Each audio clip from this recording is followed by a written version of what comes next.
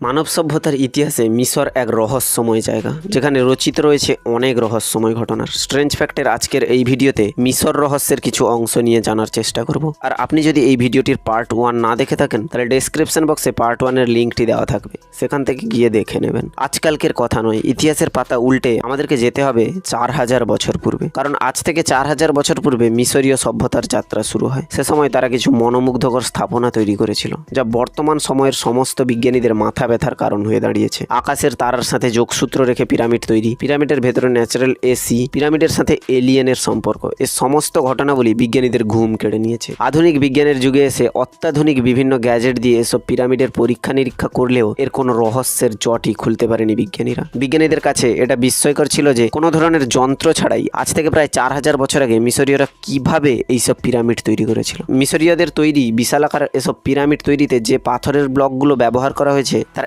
এক একটির ওজন প্রায় 2700 কিলোগ্রাম থেকে 50,000 কিলোগ্রাম পর্যন্ত। কারো পক্ষে এই ব্লকগুলো উত্তোলন করা অসম্ভব, কিন্তু এরকম ওজনের প্রায় 28 লাখ ব্লক দিয়ে মিশরীয়রা পিরামিড তৈরি করেছে। যেখানে একটি ব্লকও অত্যাধুনিক মেশিন ছাড়া উত্তোলন সম্ভব নয়, সেখানে 4000 বছর আগে মিশরীয়রা কিভাবে বিশাল বিশাল এই পিরামিডগুলো তৈরি করেছিল, এই প্রশ্নের উত্তর অনেক দিন ধরেই বিজ্ঞানীরা খুঁজে চলেছেন। যেহেতু 4000 বছর আগে অত্যাধুনিক মেশিন ছিল না, তাই মিশরীয়রা কিভাবে এই পিরামিডগুলো তৈরি করেছিল এর একটা উত্তর অবশ্য আছে, যে উত্তরটি একটি থিওরির ওপর দণ্ডায়মান। এই থিওরিটিকে বলা হয় অরিয়ন কোরিলেশন থিওরি। এই থিওরি মতে মিশরের পিরামিডগুলোর নির্মাতা আসলে মিশরীয়রা নয়। এই থিওরির মতে পিরামিডগুলো তৈরি করেছে এলিয়েন। শুনে অবিশ্বাস বা হাস্যকর মনে হলেও এই থিওরিটি একেবারেই হাস্যরসের উপাদান নয়। রহস্য হলো পিরামিডের গায়ে এলিয়েনের ছবি, অনেক জায়গায় বিমানের ছবি এবং অনেক জায়গায় সরাসরি এলিয়েনের ছবি রয়েছে, যা থেকে এলিয়েনের উপস্থিতি ধারণা করা হয়। রাতের বেলা মিশরের পিরামিডগুলো দেখলে একটা বিশেষ দৃশ্য লক্ষ্য করা যায়, আর সেটি হলো আকাশের নির্দিষ্ট 3টি তারার সাথে শ্রেণীবদ্ধ অবস্থায় দেখা যায় পিরামিডগুলোকে। এই তারাগুলো হচ্ছে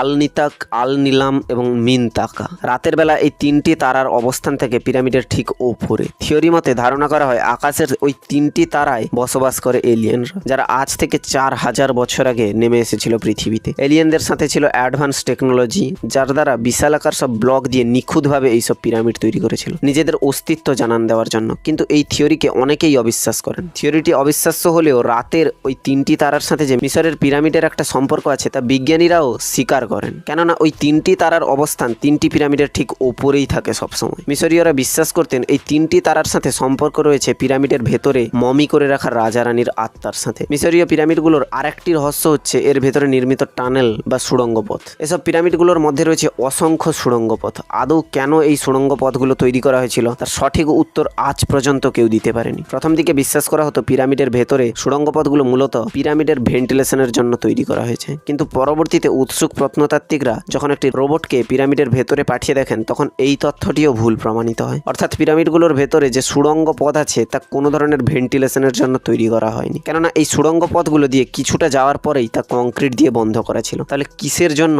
তৈরি করা হয়েছে এইসব সুড়ঙ্গ পথ? মিশরের মরুভূমি, যা কিনা পিরামিডের অনেক কাছে, সেখানে সবসময় গরম বাতাস চলতে থাকলেও পিরামিডের ভেতরে তাপমাত্রা সবসময় 20 ডিগ্রি থাকে। মিশরের পিরামিডগুলোর ভেতরে কতগুলো সুড়ঙ্গ বা চেম্বার রয়েছে তা কেউ সঠিক করে বলতে পারেনি। তবে এ নিয়ে যারা দীর্ঘদিন ধরে কাজ করে আসছেন, তারা বিশেষ কিছু চেম্বার আলাদা করেছেন, যেগুলো হচ্ছে king's chamber, queen's chamber, base chamber, big void, small void এবং গ্র্যান্ড গ্যালারি। বিশেষজ্ঞদের ধারণা পিরামিডের ভেতরে থাকা অনেকগুলো চেম্বারের মধ্যে এই চেম্বারগুলোর গুরুত্ব অনেক বেশি। পিরামিডের ভেতরের কিংস চেম্বারে মিশরীয়রা মৃত রাজাকে রাখত। তারা বিশ্বাস করত কিংস চেম্বারে মৃত রাজাকে রাখলে তার আত্মা খুব সহজেই আকাশের ওই 3টি তারার সাথে মিলিত হতে পারবেন। এর থেকেও আশ্চর্যজনক বিষয় হচ্ছে এই পিরামিডগুলোর ভেতরে অসংখ্য দরজা রয়েছে, যাকে ভেদ করে কেউ আজ পর্যন্ত এর ভেতরে প্রবেশ করতে পারেনি। যা থেকে অনুমান করা হয় যারা এই পিরামিডগুলো তৈরি করেছিলেন, তারা হয়তো চাইছিলেন না কেউ এই দরজার ভেতরে প্রবেশ করুক। মিশরের সরকারও একটা সময়ের পর এর ভেতরে প্রবেশ নিষিদ্ধ করে দিলে বিষয়গুলো অমীমাংসিতই রয়ে গেছে। পিরামিড কেন তৈরি করা হয়েছিল সে সম্বন্ধে যেহেতু পিরামিডের গায়ে বিস্তারিত কিছু লেখা নেই, তাই সাধারণভাবে মনে করা হয় মিশরীয়রা তাদের রাজা রানীদের মৃতদেহ রাখার জন্যই এইসব পিরামিড তৈরি করেছিল। বলা হয়ে থাকে মিশরে যখন রাজা রানীরা মারা যেতেন, তখন তাদের মৃতদেহকে একটি বিশেষ প্রক্রিয়ায় মমিকরণ করে এটিকে পিরামিডের মধ্যে রাখা হতো। পিরামিডের ভেতরে নির্মিত কিংস চেম্বার ও কুইন্স চেম্বারের ভেতরে মিশরীয়রা তাদের রাজা রানীদের মমি রাখত। এখন প্রশ্ন উঠতেই পারে, তাহলে কি পিরামিডের ভেতরে